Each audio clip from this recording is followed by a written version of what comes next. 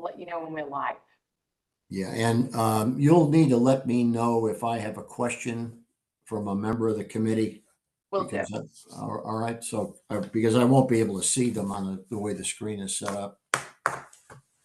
Okay, and we are live. Welcome to the February 7, 2024 meeting of the University of Rhode Island Board of Trustees, Academic Affairs and Research Committee. The meeting is being held in person with some committee members participating remotely. At this time, I will conduct a roll call attendance to determine if a quorum is present. Please clearly respond present via WebEx or present in person when your name is called. Neil Kerwin, present via WebEx. Charles Fogarty. Maria Duchamp. Charlie's here. I don't see his video on, but I believe he's signed in. His audio's not connected yet, so he's almost on. Sorry, I had to update my password on Board Effects as I logged in. So Perfect. Just in time for roll call. Okay, Charlie, will you indicate you are present via WebEx?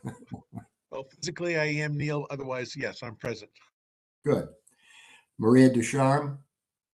President via WebEx. Monica Garnes. Richard Humphrey. Joseph Matthews. Melissa Sutherland. Mark Parlange. Present WebEx. I want to indicate also whether we have a quorum present, Madam Secretary. We do. In fact, Joe, did I hear you? I was muted, so I will be present via WebEx. Okay, perfect. We have a quorum. Thank you. Okay, thank you, Joe. Also in attendance, we have Vice Chair of our Board of Trustees, Armand Sabatoni. Quorum is present, so I call the meeting to order. Reminder to all members for the benefit of our audience and the note taker, please clearly identify yourself whenever you comment, make a motion, or second a motion. Participants using WebEx are required to keep their cameras on at all times. As remote members and all persons present at the meeting location must be clearly audible and visible to one another. At this time, I'd like to acknowledge that the University of Rhode Island occupies the traditional stomping ground of the Narragansett Nation and the Niantic people. First order of business is approval of the minutes. These are the minutes for the October 26th meeting, 2023, of the Academic Affairs and Research Committee. May I have a motion that the Academic Affairs and Research Committee approve the minutes of the October 26, 2023 meeting of the committee? Charlie Fogarty, so moved. Is there a second to the motion? Joseph Matthews, second. Thank you. Do we have any discussion on the matter? There being no discussion, I'll ask for a vote. All in favor, please say yes. Yes. Yes. All opposed, no. Any abstentions? The motion passes and is approved. First order of business after the minutes, of course, are non-action items, reports. We start with the report of the Chief Academic Officer, Provost Wolf. Right, thank you. Good afternoon, and before diving into our key performance metrics, I just want to share with you that URI hosted its first in-person academic summit since the COVID pandemic, and that occurred on January 18th of 2024. And I'm pleased to note that we had nearly 250 attendees for a summit that was dedicated to artificial intelligence, or AI, in higher education. We had Professor Sid Dorbin from the University of Florida, who kicked it off with a keynote that was followed by hearing from students and their perspectives, as well as roundtable discussions with faculty and staff in traditional areas of research and learning, in university functions, and of course, teaching. And then the afternoon was very fun because we had breakout sessions that covered many areas, including leveraging AI, educational strategies to support learning and student success, nurturing critical thinking in an age of AI, Also rethinking how we assess student learning and harnessing AI to better enhance research. And obviously preparing students for a work environment that will no doubt involve AI. So I'd like to just personally thank Vice Provost Ann Bieger and the Academic Summit Organizing Committee who put this together, as well as the staff who really led this very engaging and lively initiative. So I'd like to now turn to our key performance metrics as part of this session, and we'll present some data on retention, graduation rates, graduation equity gap, degree conferrals, and importantly, student success and academic affair initiatives, and give you some updates on how they are designed to, in fact, enhance these metrics. We could have the slides, please.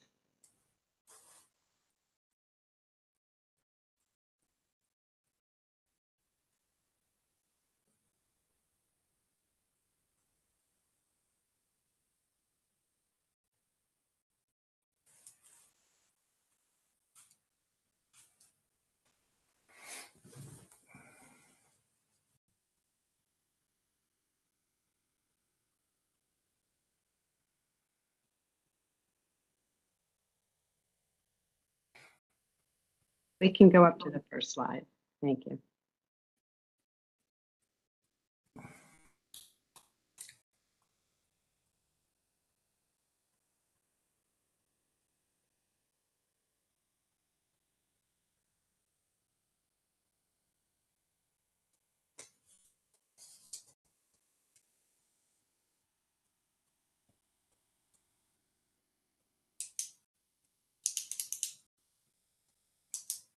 All right, we'll advance forward and we can show you a bit about retention. First up is the retention rates that are going on. And this is based on entering cohort year. So here you'll see the top light blue line that depicts retention rates following the first year of college. So students who enter their first year in 2022 have a first year retention rate of 84%, 84.5%. And you'll note that the vertical scale is very, very tight. So we have relatively little change since the previous year when we had a retention rate of 85%. And again, just to remind you, the 10-year goal is to achieve a 90% retention rate. And just for a little bit of background information, for comparison purposes, retention data for fall of 2020 and fall of 2021 cohorts at public R1 and R2 institutions is 80.9% and 81% respectively. So that's relative to fall of 2020 and fall of 2021. So we're clearly above those. Barbara, just a quick question. Sure. The difference between last year and this year in the number of students is approximately how many? Right off the top, I think Dean LaBeauty is on the call, and we will get that number for you in terms of the exact number. But thank you. If we look at the lower white line, that depicts the retention rate after the second year of college. And here we see that the class that entered in 2021 had a 79.3% retention rate after their second year. And that's actually an increase of 78.2 from 78.2 in 2020 entering cohort. Both first and second year retention rates remain relatively steady, which quite frankly is very impressive given what we well know has been the impact of COVID-19 pandemic on these students. So if we can go to the next slide, please. If we look further into the retention rates, particularly the first year retention rates, we see differences in retention rate and rate trends based on residency, with an 87.3% first year retention rate for in-state students entering in 2022, whereas we see a 82.6% retention rate for the out-of-state students entering the same year.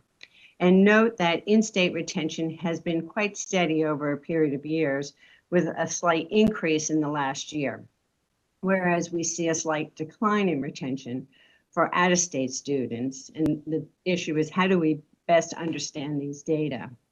And so the 82.6%, I just want to note that that is from the largest out-of-state student cohort in the history of URI. And the relative size of the out-of-state cohort is driving a slight decline in the overall retention rate. And the increase in out-of-state students is in part related to an increased number of out-of-state students to compensate for the decrease of in-state students as a result of the Rhode Island Hope and Promise scholarships that are directed to other Rhode Island state institutions of higher education.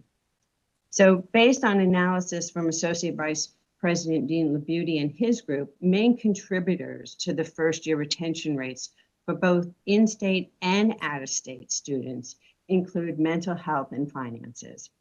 So housing also is something that we consider here too that has impacted the out-of-state population more significantly than the in-state group. So if we keep in mind, again, these are the students who endured the COVID pandemic, and we are also likely seeing the effects of learning loss, stress, and level of academic preparation for college, as well as the enduring financial hardship that families have endured from the pandemic and the economic conditions.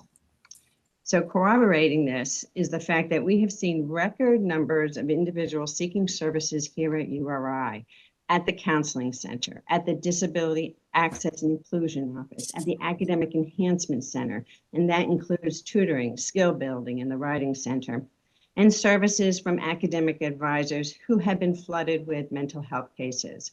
We did, I will note, put in our state budget request for additional academic advisors to help bring us closer to national standards and to help with this critical issue. If we go to the next slide, the next KPI relates to graduation rates. And here you can see where each entering cohort is in terms of graduation rates for first-time, full-time, first-year students. The blue line is the four-year graduation rate for each of those entering cohorts, and the gold line is the five-year graduation rate, and the white line is the six-year graduation rate. And we see an upward trajectory with a little gap, a little dip, I should say, to be expected as it corresponds with the COVID pandemic. And the small size of this dip actually truly reflects tremendous efforts, including the use of J-terms, summer sessions, and many efforts of the student success team to keep students engaged despite the inherent challenges of the pandemic. So we're actually pleased that that dip was not more so. We go to the next slide and think about equity gap. Again, another KPI. That's the undergraduate graduation equity gap. And this is comparing Pell recipients to non-Pell recipients. And as a reminder, Pell is the federal designation of those most financially disadvantaged per the government as determined by the FAFSA, which is the financial aid application. And here we see a slightly greater gap currently. If you look at the bottom left of the slide, the 2017 entering cohort when compared to the 2015 entering cohort. And in essence, COVID really hit our Pell students quite hard.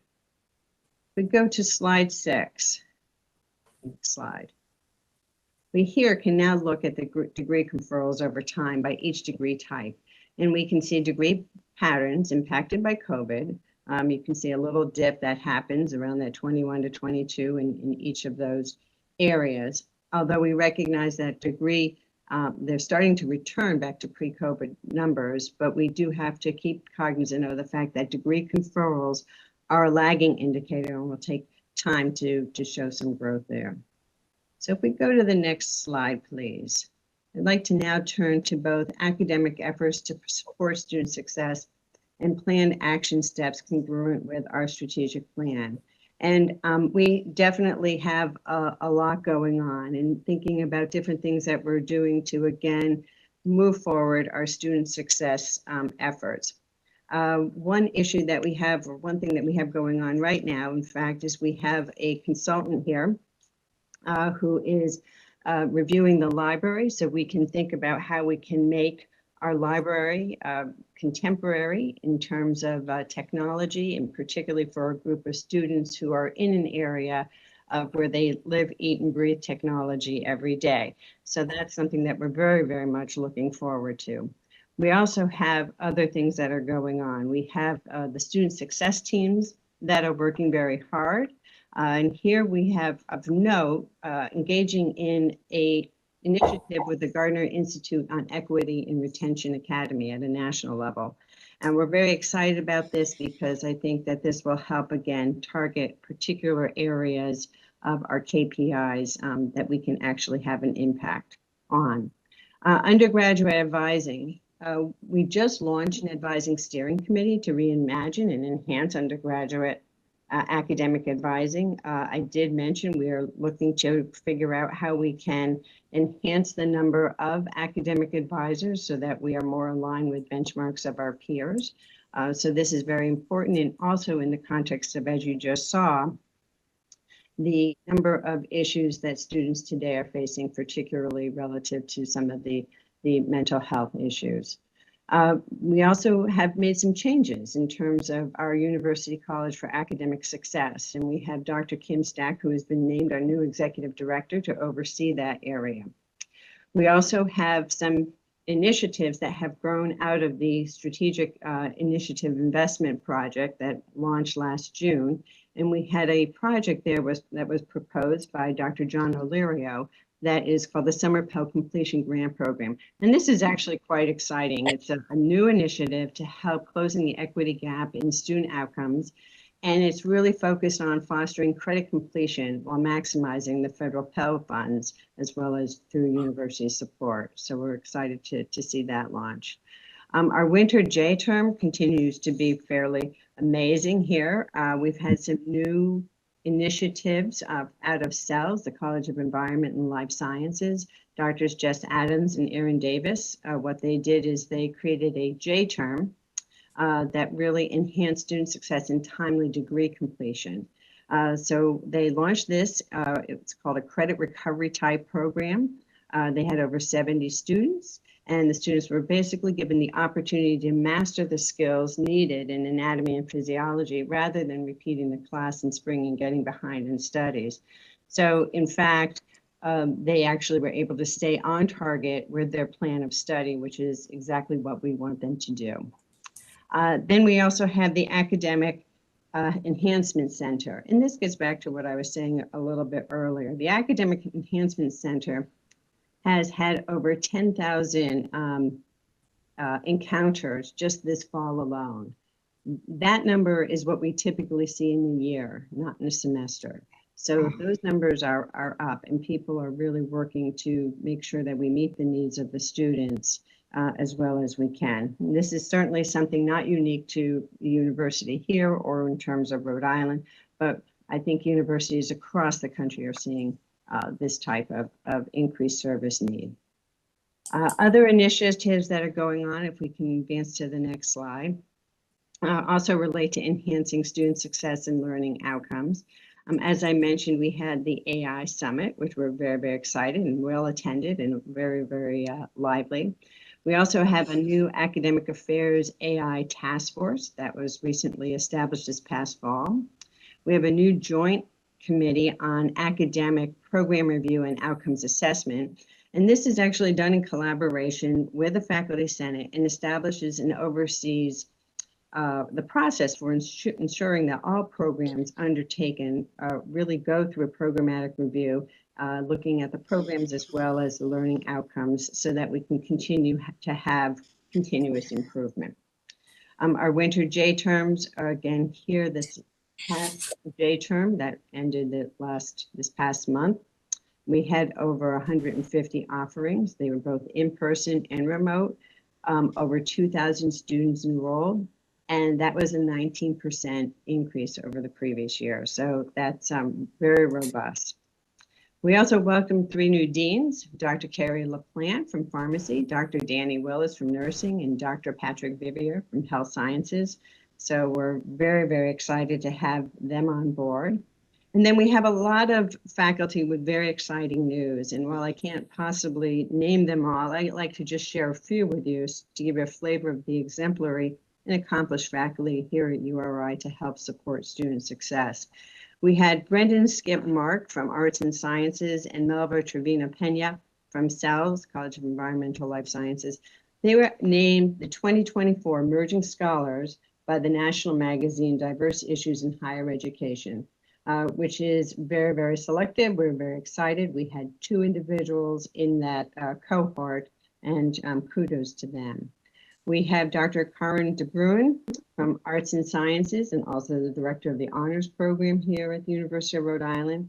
She was decorated with the highest honor bestowed upon academics from the French government, the Chevalier Ordre des Palmes Academic Award, which we were very excited to have occur. We also have Brennan Phillips from the Graduate School of Oceanography. He's the principal investigator on a project, and a team of 15 researchers from 6 institutions, including URI, and they have pioneered revolutionary advancements in underwater imaging, robotics, and genomic sequencing, and have reshaped marine exploration. This is a new approach to sampling and characterizing new deep sea species that make it possible within minutes to capture detailed measurements and motion of the animal and obtain an entire genome. We also have Professor Joelle Roller-Custer from Arts and Sciences. She was elected as a fellow in the Medieval Academy of America. And again, this is the highest honor a medievalist can receive worldwide. Peter Payton from the College of Environmental Life Sciences, Professor of Natural Resource Sciences, received the 2024 Rhode Island Natural History Survey Distinguished Naturalist Award.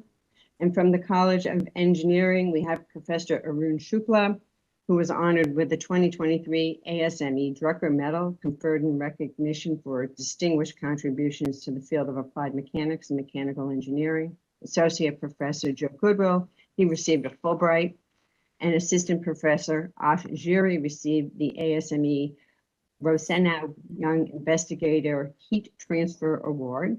And last but not least, from the College of Engineering, Assistant Professor Ryan Poling-Schutwick received the National Science Foundation Career Award. So we're very excited about just some of the many things that our faculty are doing. And not to leave out alumni, I just have some new data that has come out for our alumni in 2022. 95% of our graduates were employed or attending graduate school within 6 months of graduation, which is phenomenal. So we'll go to the next slide, please, and I'll just summarize our KPIs for us here. These are KPIs largely related to strategic plan priority number 2. And the 3 columns to the right reflect baseline, current data, and 10-year goal. And the first 4 KPIs in column 1 being academic. And this is a reminder of where we are going. And they're not necessarily linear, but a good example of not being linear is our graduate degree conferrals are certainly going to be somewhat dependent on graduate housing, things of that nature. But we are on track and looking forward, and I'll stop there and say thank you, and pleased to answer any questions that I can do, as well as members of my team. And let me see if Dean LaBeauty is on the call to help us with the question that we had earlier. Dean?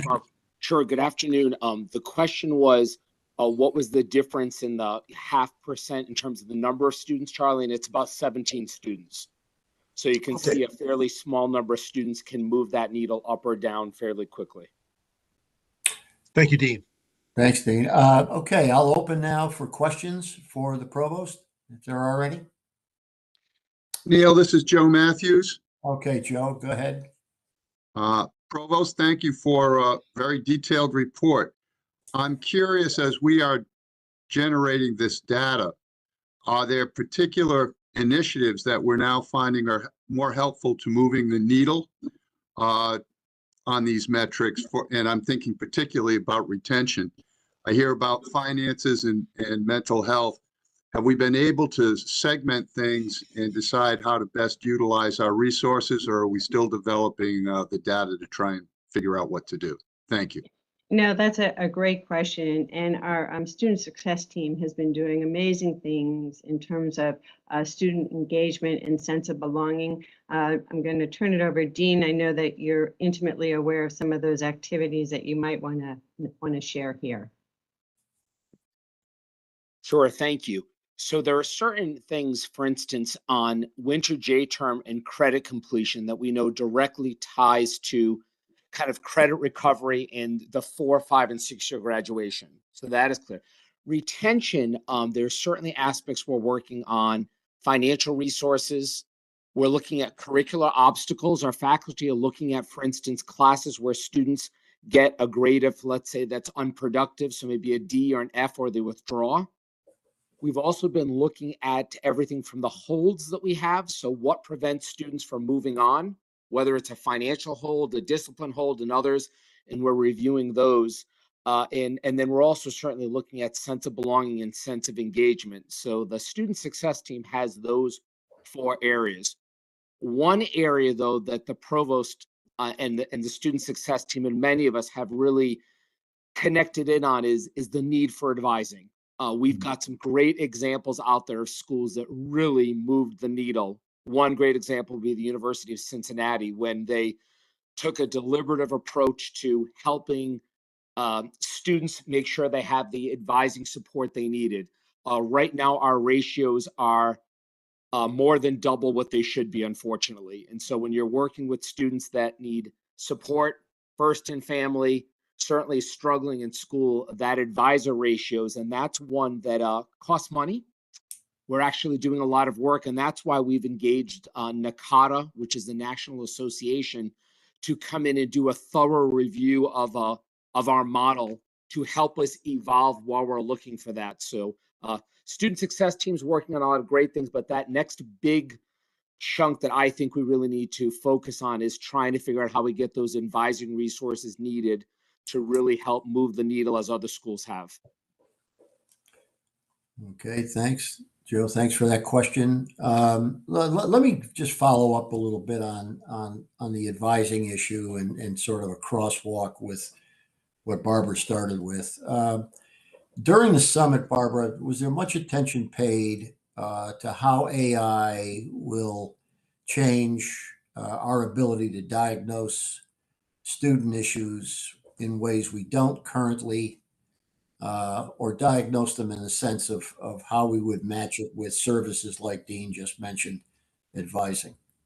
No, great question. I'm going to have Vice Provost Ann Vigor, who actually led that whole charge and the task force, weigh in on this. Thanks. Okay. I think you're muted, Ann. Yeah. Sorry about that. Thank you. Sure. So we're launching the AI task force. The AI summit was a happy coincidence, if you will, that allows us to, as a starting point, start to really collect feedback from the university community in terms of where faculty are, what their concerns are around this, what challenges they are facing with this. And we also captured the student voice to a certain extent too. How are students using this?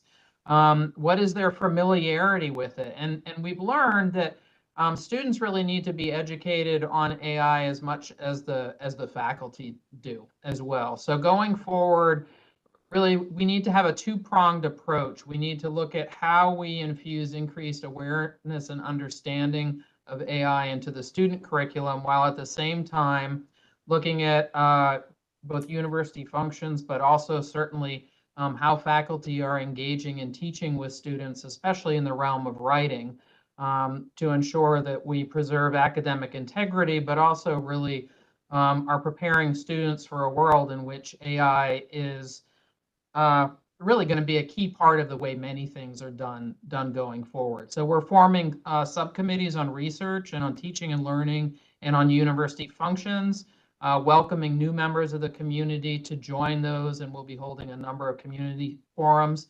The Student Senate is creating a parallel task force comprised of students, and we will have student representatives on these subcommittees as well. So we're really looking to engage the full community as we move forward on this initiative.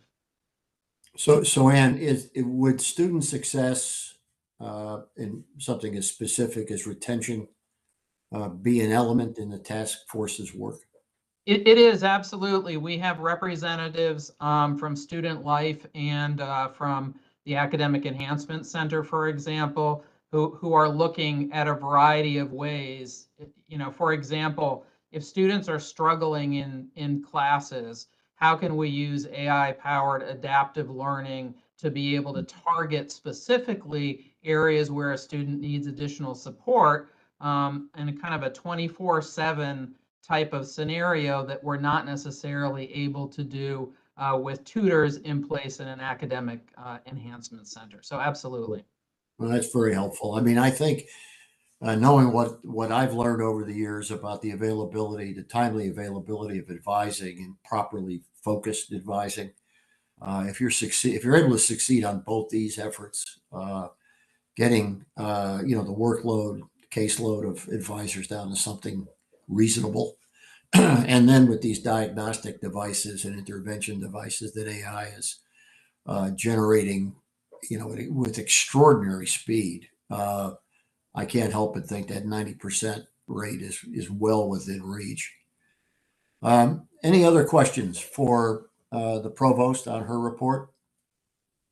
Neil, if I could just say something to just follow up from Yeah, Mark. Sure.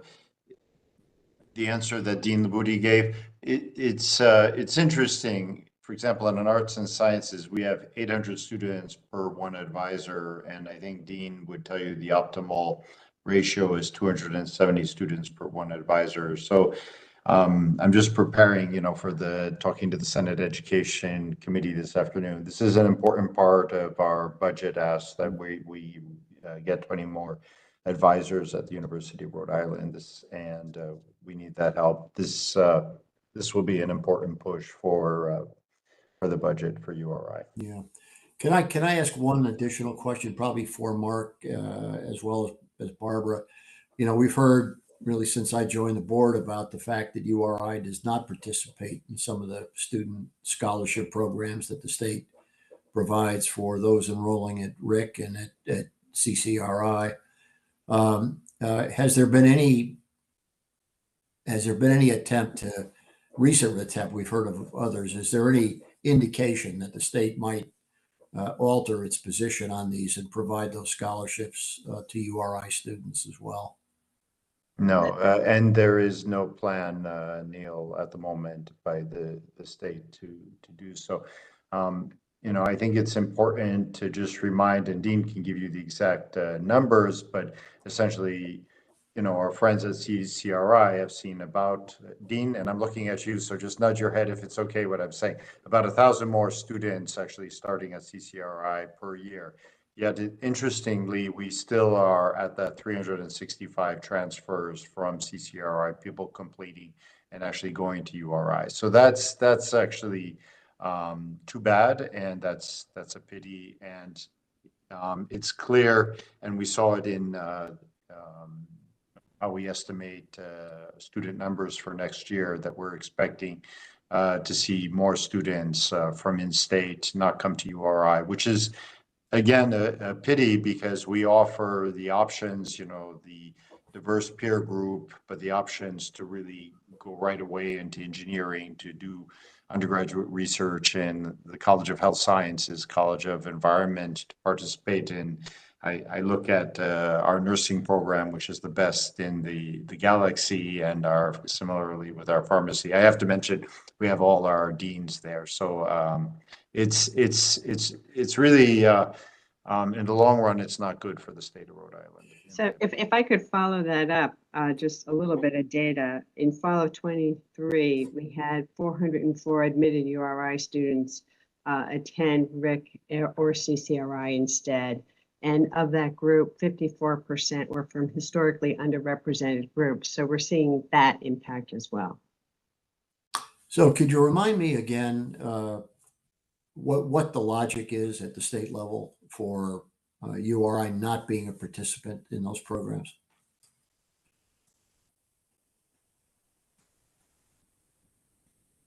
Fundamentally, it's to support those two schools, Neil. Mm-hmm. Okay. All Neil, right. originally, just as a point of information, Governor Raimondo is the one that started the program, and initially her proposal was for all three state institutions, CCRI, Rhode Island College, and URI, to participate. But because at the time, this was pre-COVID, there was, always financial issues. She was only able to get the assembly to fund the CCRI portion, the promise portion, initially.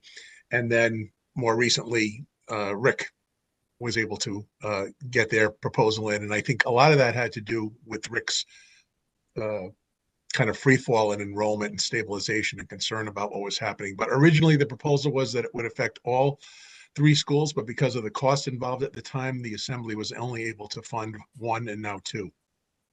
Okay.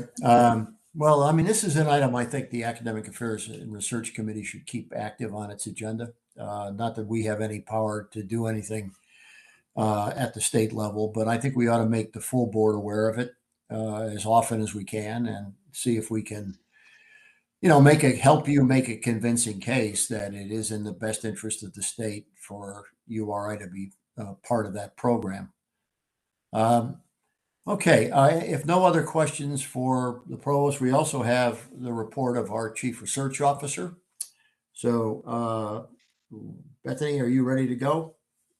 I am. I have a few slides and thank you, Chair Kerwin. Michelle, do you have those slides?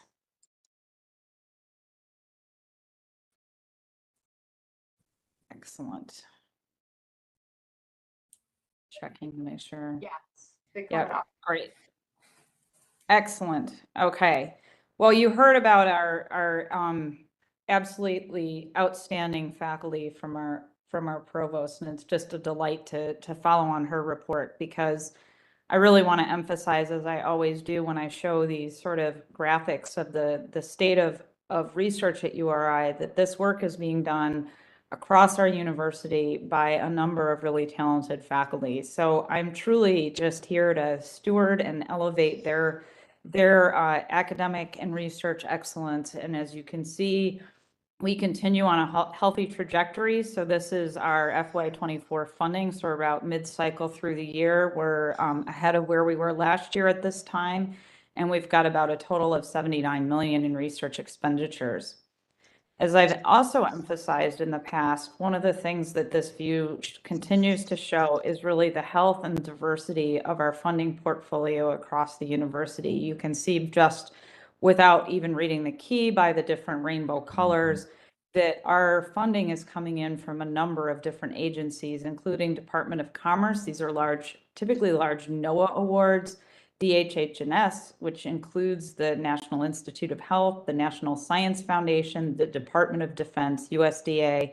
And again, we're really seeing opportunities to grow all of these pieces of the pie, but in particular, an area that we feel like we have a lot of growth potential in, and we're trying to help faculty position themselves for more competitiveness, is in the Department of Energy sector. Clearly, we have 1.2 million in funding from the Department of Energy, and they do have quite a bit of funding on hand to compete for. So we're helping our faculty that are interested in writing to that agency with the help of our consultants, Lewis Burke and TIG, write grants to that agency in particular.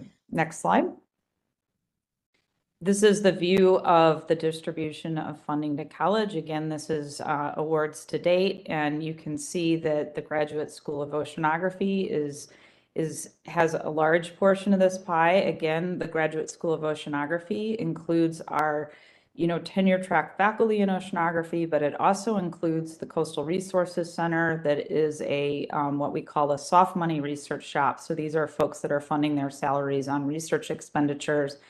And they have large USAID monies, for example, that come in. You've heard in the past about some of those programs that we have overseas in the Philippines, Fiji, and now spinning up in Madagascar. Those tend to be large awards. The College of Environment and Life Sciences, Engineering, Pharmacy, Arts and Sciences is really growing. So again, we have a lot of health, and a lot of these faculty that Barb highlighted are writing grants successfully across our colleges. Next slide. So some of the things that we've been really focused on in the division are really stewarding URI's role and interfacing with the state of Rhode Island to help compete for federal funding. And so we are also working across the state with other institutional partners. So recently we've submitted 2 statewide NSF EPSCoR Awards. The first one that went in was to a program called eCore. This is a core function with a number of Rhode Island institutions, and that is led by Elin Terrell and our Coastal Institute. So again, some of our cross-cutting institutes are really well positioned to help us write these larger awards that involve many partners. The second award went into a call through EPSCoR called eRise that's more focused on research. This has a microplastics theme, and it's being led by Dan Roxbury out of the College of Engineering. Our fingers are crossed. I read the proposal. It's in beautiful shape. So we're really optimistic on behalf of Dan, and Barb mentioned colleagues like Melva Trevino Pena, who won this amazing scholarship award. She's also a participant in this research award. So you can tell our faculty are very engaged both in teaching and scholarship. The University of Rhode Island has supported a large NOAA Coastal Resilience Award that's being led by the Department of Environmental Management. That goes in later this month. We're leading an academic collaborative that includes Brown University, and that has been led by Pam Rubinoff, who's in the Coastal Resources Center, along with Professor Austin Becker in the College of Environment and Life Sciences, and that'll fund faculty and students and grow our research strengths in coastal resilience in partnership with DEM and the community-based work that they're doing. And so we had staff from my team supporting that effort. And finally, I personally have been eating and breathing and sleeping the Rhode Island Commerce-led Ocean EDA Tech Hub application that is due at the end of this month. And the University of Rhode Island is leading a university consortium component project, and we're so excited about this because it's an unprecedented coordination between regional universities that include both public and private universities. And we're partnering very closely with Brown University, UMass Dartmouth, the University of Connecticut, and Roger Williams University in this effort to grow ocean tech. And this is an EDA award really to take our investigator-driven technology and help mature it for the commercial marketplace. So that's the focus of it. And again, Barb mentioned the work of Brennan Phillips, and so he has a company, Juice Robotics, that is actually a startup that's already being homed on the Bay campus that we hope we can help grow through investments like this Ocean Tech Hub. So we're very pleased with how the university consortium has come together in support of this Rhode Island Commerce-led effort. Mhm. Next slide, please. We're trying to broaden our community engagement across the research community here at URI. My team and myself have regular meetings both with academic deans as well as recurring meetings with college research leadership and our associate deans for leadership so that we have an ongoing dialogue with them. We had 2 research community-wide town halls. These were open to they were largely focused on faculty and researchers writing grants to look at the URI strategic plan, our KPIs to grow research, and we had discussions around topics like what will it take URI to become an R1 university, sort of these high-level questions that we want to support. And so we had about 150 participants over December and January. Really high level of engagement and direct feedback. And so we're developing a report for the community to reflect on this in actionable steps. And some of the steps that we're taking are building a community of practice for researchers around topics so we can foster interdisciplinary research, as well as a community and cross-training of grant specialists in colleges because we've had a lot of new workforce in that area. So we've been trying to very deeply engage with our research community across campus and support the faculty excellence that our provost highlighted. And I think that might be my last slide. I'm not sure if I have one more. Looks like you might. Yep. Yep. Yep. You got one more. Yep. Great. Oh, yeah. Really, really key thing. The other thing that we've been doing is hiring like crazy. I think since I started and hired Elizabeth Buchanan, our AVP of Research Administration. Some of you had a chance to meet Elizabeth on the Finance Committee. I'm sorry, the RISA Committee board meeting.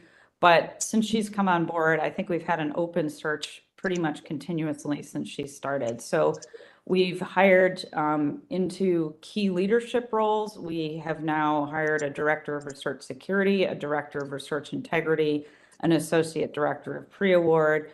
We've created new roles to support research. We've hired a research concierge and project manager that we have an interim in that role, and we've got a search ongoing for that. An award intake specialist. We're working with a graduate student assistant as well. And we have ongoing searches for both award specialists and a chief business officer for the division. So we are really trying to be responsive to the new positions that were really envisioned and facilitated by President Parlange and Provost Wolf in terms of building our capacity in the division. And so we're currently trying to grow and maintain staff as well as grow. Thank you, Bethany. Let's turn now to questions from the committee for Bethany. Bethany, I have one. Oh, go ahead. I'm sorry. I'm sorry, Joe Matthews here, Neil. Yeah, go ahead. Gee, Bethany, sounds like a heck of a ride going on. Yeah, it's been great. So very high level. I understand the R1 designation, but I have three quick questions. One is, you're at 79 million. How much do you want to get to? How soon is my second question. And how can we help you? Thank you.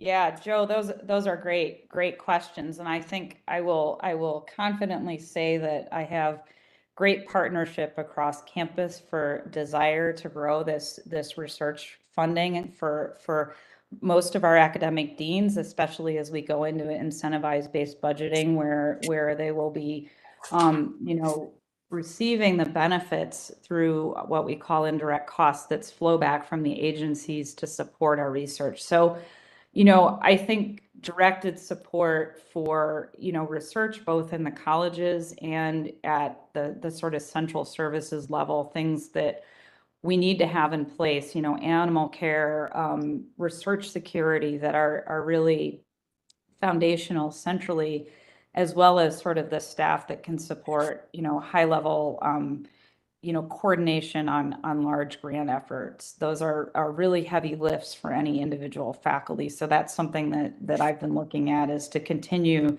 to support those efforts that come in with the higher price tags that span colleges. So, I'm aspirational. I look to larger peers that are land and sea grant institutions that are in the billions of research expenditures. And I know that's rapid growth, but I think we can. I'm not saying I can get us to $1 billion, and by I mean it's really facilitating this on behalf of our really hardworking faculty. They're the ones that are writing these grants. But a good example is Oregon State. I look to as an aspirational institution. They're a land and sea grant.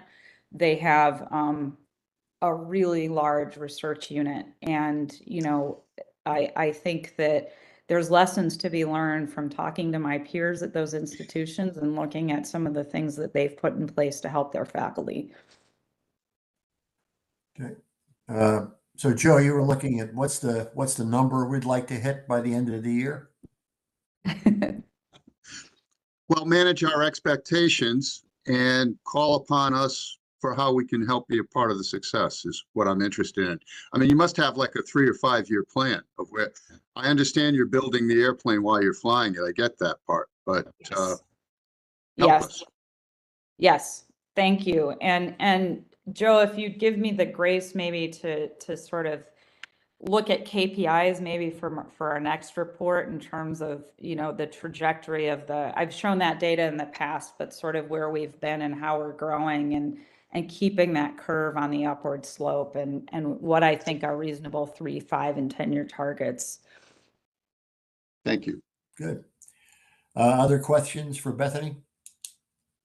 I've got one quick clarification on the Tech Hub, Bethany, that 10 million, is that thought to be something of a first phase with the expectation that there would be successive generations of funding to follow? Yeah, Neil, you're kind of talking about another plane that's being built very much when it's flying, and I hope we don't lose a door in the process. To use a poor analogy there, but you know, this is a grant being stewarded by Rhode Island Commerce that they've had a process by which, you know, Brown and URI with UConn and Roger Williams came in with a $20 million ask, and UMass Dartmouth came in with a $10 million ask, and we were merged by Commerce into a $10 million budget cap, which actually feels, you know, we're really been trying to really advocate for the roles universities have in the IP around ocean tech, particularly in this EDA area. And so this is a 4-year grant. There should be follow-on funding from the EDA. And part of this is trying to help the state of Rhode Island and Rhode Island Commerce, who's leading this effort, be successful in the whole application. So that's where we are at now.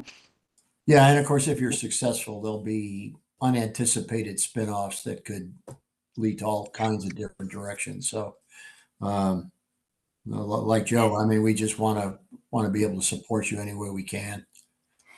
Yeah. Any other questions for Bethany before we turn to a set of action items? Good job, Bethany. Yeah, thanks, Bethany. Thank you. Thanks for your support. It's really appreciated. Well, I should add that I believe our board chair, Margot Cook, has joined us. Is that right, Margot? That's correct, Neil. I can't see everybody, so welcome. Thanks for being here. We now have 3 action items, all of which our provost will help us work through.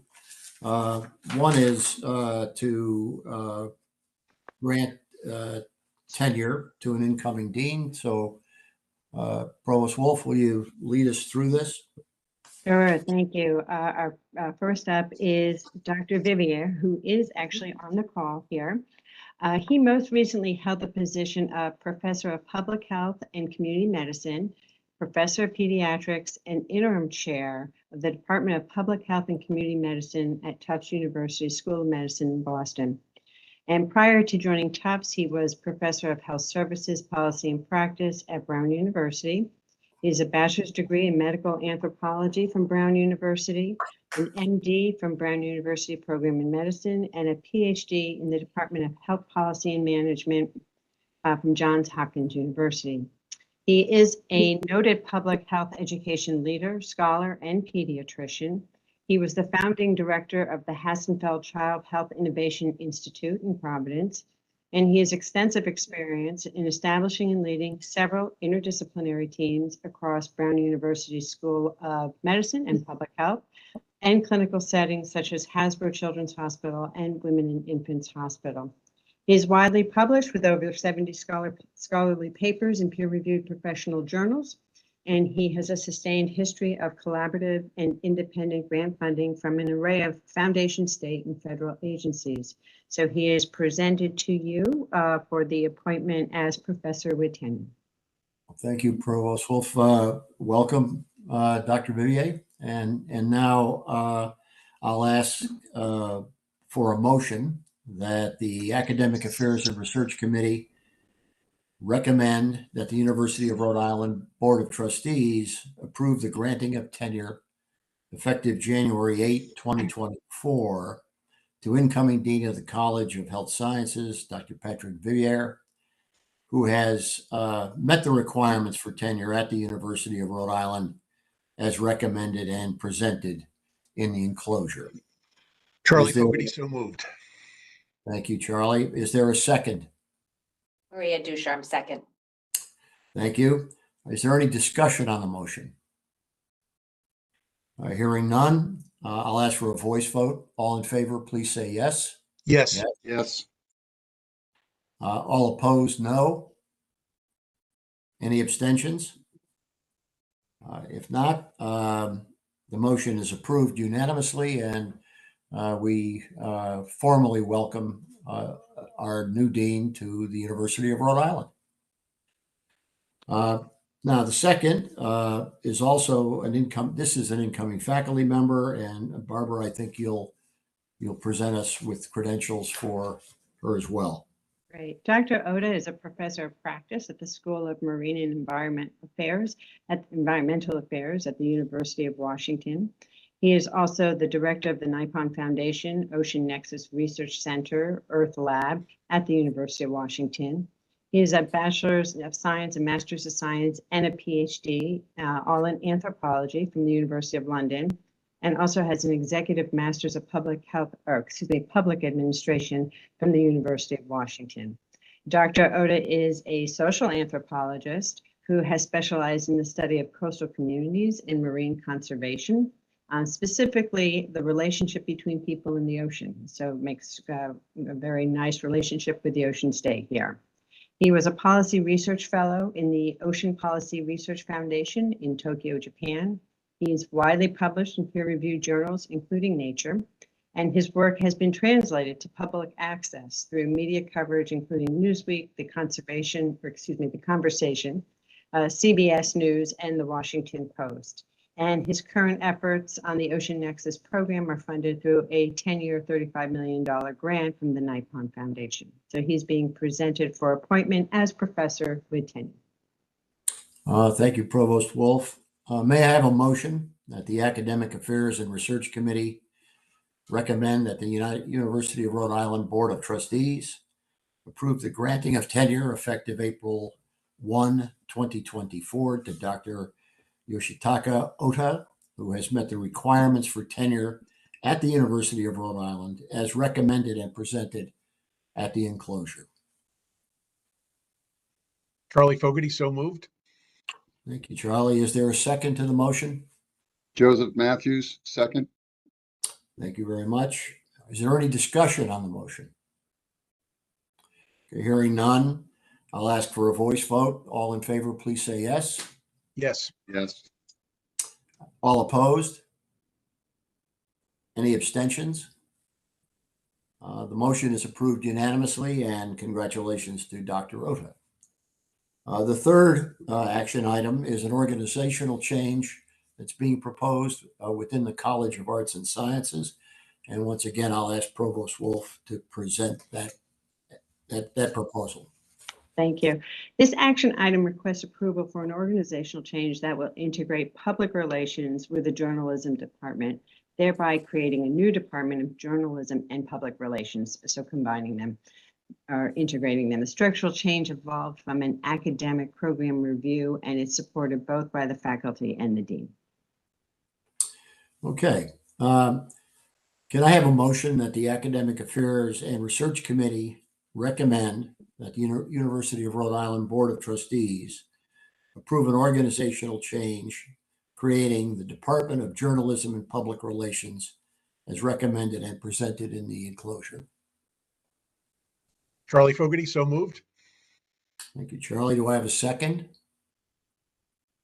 Maria Ducharme, second. Thank you, Maria. Any discussion on the motion? Hearing none, I ask for a voice vote. All in favor, please say yes. Yes. All opposed? No. Any abstentions? The motion is approved unanimously. The next item on the agenda is historically quite contentious. I'm going to ask for a motion to adjourn.